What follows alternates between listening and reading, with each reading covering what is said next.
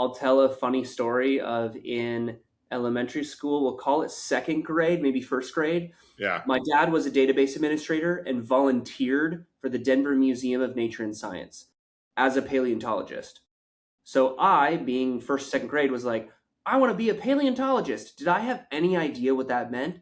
No. I Let just alone admired my spell dad. it. I mean, that would be how can you spell paleontologist as a How do I first one? spell most things? But point is that, that's something that, I was really like curious about. I love the kid who said they wanted to be a Star Wars stormtrooper, right? Like, Yeah. point is there's just a little bit of delusion in terms of what that, would be. But fundamentally, what I found over the years is like I really just wanted to help people. And so that has then turned into things like podcasting, into, wealth management for business owners, into connecting people, hosting events, things like that. And it's really just been okay, what is like that? Plus taking Strengths Finder 2.0, which is like a book and sort of Yeah. quiz, that really helped me go from, wow, I enjoy connecting people, talking to sales, but I'm actually really analytical and I love to focus and I love building teams and I love solving problems. That is sales like, but it's not sales forward. And so my point is to then say, yeah, did I have any clue in terms of this and that? No, but what I found over the years and decades is there's core things that I have, curiosity in, which then people, as they're maybe contemplating, this trade school or higher education route, like both could be equally weighted of sorts, right? Because you have a Yes. curiosity in terms of maybe building things or fixing problems. And you maybe like working with your hands, or you maybe not. Same thing with business owners. They maybe didn't think that they would leave a corporate job after 12 years to start a business. Not to say I've seen it all, but I have seen a number of things as I work with business owners and their wealth.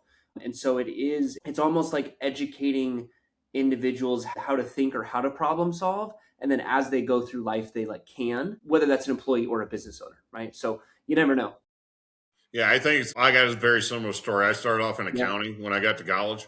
But in Man. elementary, I was going to be a lawyer because LA Law was big on TV and all those Yeah. great things you get. Or I was going to be a 6'2" center for the Cleveland Cavaliers growing up in Ohio when I was playing in Yeah. elementary because I was a good basketball player. I think all that's out there, but I think the sooner we educate, and this goes across the country, sooner we educate parents, kids, and businesses to get to them sooner in life and expose them to things. Because I look at this, if I'd have known what transportation logistics were, I'd be working for FedEx making a lot more money than a school employee right now. Because what Yeah. I do, get kids A to B to C to D on buses, on schedules, scheduling their classes, all those basic things, and I could be working on getting airline routes going between Denver, Albuquerque, and Dallas to get products moved across. Very Mhm. similar skill sets, but yet vastly different in how you do those skill sets. Yeah. And I think that's the key point is I think there's a national trend right now for correct career and technical education to expose kids, employers to more opportunities because I always use the Department of Labor numbers. When I was growing up in the 80s and 90s, I was a hairband kid and all those things. You were going to change careers 7 times in your life. Now that number's upwards 14 and predicting it by 2035 being 24. It's just the nature of the And mobility of careers, ours not right even now jobs. because technology has changed the workforce so much that a job you have now may not exist in 5 years. Hmm. And I think that's with AI and all those things that are coming down the road. I think those are all things. And nationally, there's a trend towards being able to do that and Yeah. make sure that they're exposed. And you've got to be able to have knowledge, skills, and ability that are transferable in multiple areas.